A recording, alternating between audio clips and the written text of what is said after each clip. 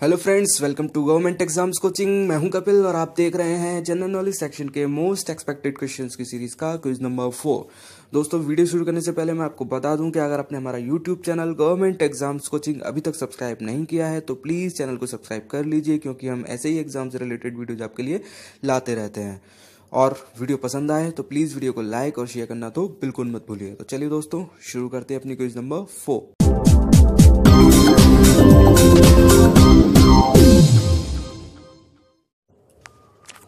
Question number 76, operation flood किस कार्य से संबंधित है? ऑपरेशन फ्लड किस कार्य से संबंधित है? तो वो संबंधित है दुग्ध उत्पादन से, दूध के उत्पादन से ऑपरेशन फ्लड जो है वो संबंधित है। ऑपरेशन फ्लड की जो शुरुआत की थी वो की थी डॉक्टर वर्गीज कुरियन ने। क्वेश्चन ये आ जाए कि ऑपरेशन फ्लड की शुरुआत किसने की थी? तो वो की थी डॉक्टर वर्गीज कुरियन ने। ऑपरेशन फ्लड है दुग्ध उत्पादन से। नेक्स्ट क्वेश्चन, नागार्जुन सागर बांध का निर्माण किस नदी पर हुआ है? नागार्जुन सागर बांध का जो निर्माण हुआ है वो हुआ है कृष्णा नदी पर। नेक्स्ट, भरतपुर पक्षी अभयारण्य किस राज्य में स्थित है? तो भरतपुर पक्षी अभयारण्य जो है वो राजस्थान में स्थित है। राजस्थान में स्थित है भरतपुर पक्षी अभयारण्य। नेक्स्ट, महात्मा बुद्ध का जन्म स्थान कौन सा है?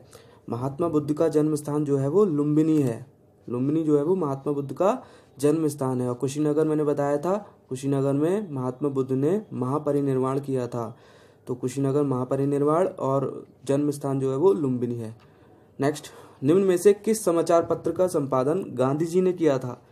किस समाचार पत्र का संपादन गांधी जी ने किया था? तो वो है नवजीवन। नवजीवन का जो संपादन है महात्मा गांधी जी ने किया था। बंगाल का पहला गवर्नर जनरल कौन था? बंगाल का पहला गवर्नर जनरल था Lord Warren Hastings. Lord Warren Hastings जो है वो बंगाल के फर्स्ट गवर्नर जनरल के रूप में जाने जाते हैं। नेक्स्ट, निम्नलिखित में से कौन सी नियुक्ति राष्ट्रपति के अधिकार में नहीं है? भारत के राष्ट्रपति के अधिकार में कौन सी नियुक्ति नहीं है? वो है लोकसभा का अध्यक्ष। लोकसभा का अध्यक्ष जो है वो लोकसभा के सदस्यों द्वारा ही चुना जाता है। लोकसभा का अध्यक्ष लोकसभा के सदस्यों द्वारा ही चुना जाता है। ये भारत के राष्ट्रपति के अधिकार में नहीं है। नेक्स्ट, वर्तमान में उच्च न्यायालयों की संख्या कितनी है? तो वर्तमान में उच्च न्यायालयों की संख्या है 24। इस टाइम जो हाई कोर्ट्स हैं वो है 24। नेक्स्ट, अकबर का मकबरा कहाँ स्थित है? तो अकबर का मकबरा जो स्थित है वो है सिकंदराबाद में। अकबर का मकबरा सिकंदराबाद में स्थित है। नेक्स्ट, चरक किसके राज चिकित्सक थे? किसके राज चिकित्सक थे चरक? तो चरक जो है वो कनिष्क के राज चिकित्सक थे। कनिष्क के राज्य में चिकित्सक थे चरक। नेक्स्ट क्वेश्चन, गुजरात के साबरमती आश्रम की स्थापना गांधी जी ने किस वर्ष की थी? साबरमती आश्रम की स्थापना जो गांधी जी ने की थी वो किस वर्ष की थी? वो की थी 1917 में। 1917 में गांधी जी ने साबरमती आश्रम की स्थापना गुजरात में की थी। नेक्स्ट, निम्नलिखित में से किस संविधान अधिनियम को लघु संविधान कहा जाता है? किस संविधान अधिनियम को लघु संविधान कहा जाता है? तो वो कहा जाता है 42वें संविधान अधिनियम को, 42वें संविधान संशोधन को लघु संविधान की उपाधि दी जाती है। क्यों दी जाती है? इंदिरा गांधी की सरकार द्वारा इस संशोधन को पारित किया गया था। इस संशोधन में अनेक विषयों को शामिल करने के कारण इसे लघु संविधान कहा जाता है। इस संविधान संशोधन में बहुत सारे विषय जो थे वो शामिल किए गए थे, जिसकी वजह से इसे लघु संविधान कहा जाता है। नेक्स्ट, जम्मू कश्मीर भारत का अभिन्न अंग कब बना? तो जम्मू कश्मीर जो बना था भारत का अभिन्न अंग वो बना था 26 अक्टूबर 1947 को। जम्मू कश्मीर के महाराजा हरि सिंह द्वारा पाकिस्तान के हमले से नाराज होकर नेहरू के साथ 26 अक्टूबर 1947 को जम्मू कश्मीर का विलय जो है भारत में कर दिया गया। नेक्स्ट, सौर मंडल का सर्वाधिक गर्म ग्रह कौन सा है? सौर मंडल का सबसे गर्म ग्रह कौन सा है? वो है शुक्र ग्रह। शुक्र ग्रह को प्रेशर कुकर ग्रह भी कहा जाता है और इसका जो औसत तापमान है वो 475 डिग्री सेल्सियस है। इसे भोर का तारा और सांझ का तारा भी कहा जाता है। मॉर्निंग स्टार, इवनिंग स्टार भी कहा जाता है। तो क्वेश्चन ऐसे आ जाए कि मॉर्निंग स्टार या फिर इवनिंग स्टार किसे कहा जाता है? तो वो कहा जाता है शुक्र ग्रह को। या फिर ये आ जाए कि प्रेशर कुकर ग्रह किसे कहा जाता है? तो वो कहा जाता है शुक्र ग्रह को। और इसका औसत तापमान जो होता है वो 475 डिग्री सेल्सियस होता है।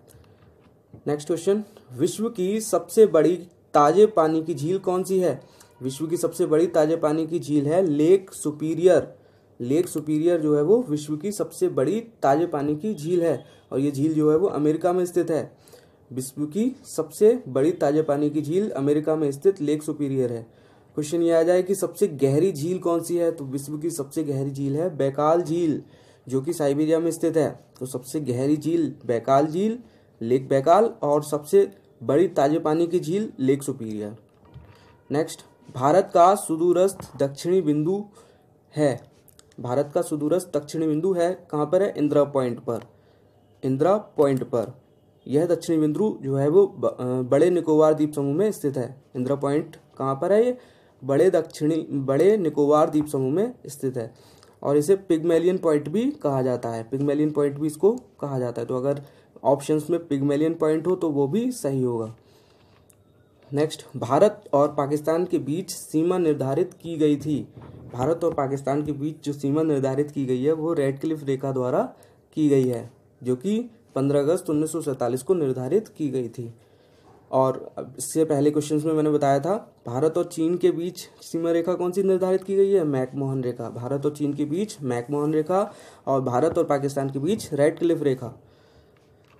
नेक्स्ट, भारत की श्वेत क्रांति का जनक किसे कहा जाता है? भारत की श्वेत क्रांति का जनक जो कहा जाता है वो कहा जाता है डॉक्टर वर्गीज कुरियन को। इन्होंने ही दुग्ध उत्पादन में वृद्धि हेतु ऑपरेशन फ्लड प्रोग्राम की जो है वो स्थापना की थी। ऑपरेशन फ्लड प्रोग्राम की जो स्थापना की थी वो डॉक्टर वर्गीज कुरियन ने की थी। क्यों की थी? दूध के उत्पादन में बढ़ावा देने के लिए। नेक्स्ट, भारत विश्व में सबसे बड़ा उत्पादक देश है। भारत विश्व में सबसे बड़ा उत्पादक देश किस चीज का है? अभ्रक का। अभ्रक का भारत विश्व में सबसे बड़ा उत्पादक देश है। नेक्स्ट क्वेश्चन, कांग्रेस का पहला मुस्लिम अध्यक्ष कौन था?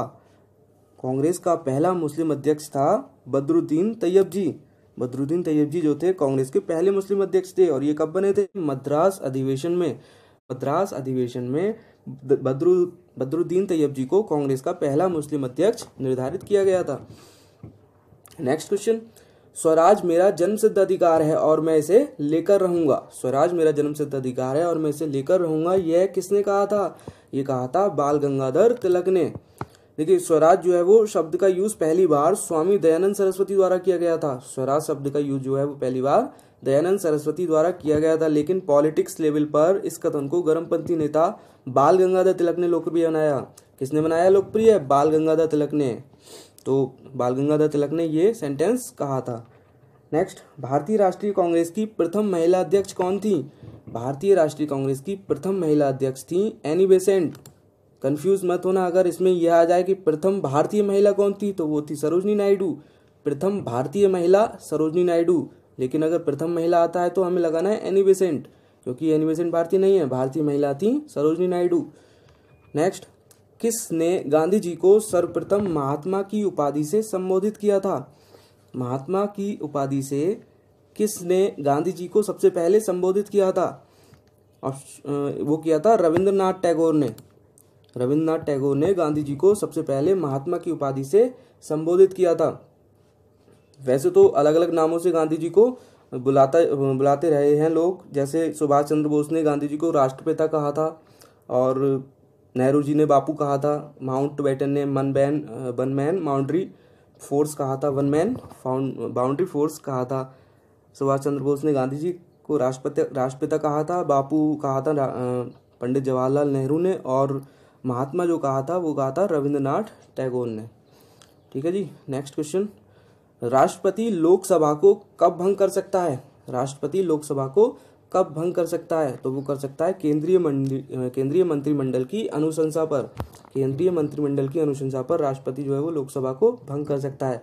मंत्रिमंडल एवं इसके नेता प्रधानमंत्री की सलाह पर राष्ट्रपति जो है वो लोकसभा को भंग कर सकता है। केंद्रीय मंत्रिमंडल की अनुशंसा मतलब मंत्रिपरिषद और इसके नेता प्रधानमंत्री अगर उसको सलाह देंगे राष्ट्रपति को तो वो लोकसभा को जो है वो भंग कर सकता है। नेक्स्ट, वह जिन्होंने अपने कार्यकाल के दौरान संसद के अधिवेशन में कभी भी भाग नहीं लिया। कौन से प्रधानमंत्री थे ऐसे जिन्होंने संसद के अधिवेशन में कभी भाग नहीं लिया? वो थे चौधरी चरण सिंह। चौधरी चरण सिंह जो है अपने कार्यकाल के दौरान कभी भी संसद में उन्होंने भाग नहीं लिया। तो दोस्तों ये था जनरल नॉलेज सेक्शन के मोस्ट इंपॉर्टेंट क्वेश्चंस की सीरीज का क्विज 4। वीडियो पसंद आई हो तो प्लीज़ वीडियो को लाइक और शेयर करना मत भूलिए और चैनल को तो सब्सक्राइब कर ही लीजिए। मिलते हैं आपसे नेक्स्ट वीडियो में, तब तक के लिए बाय बाय।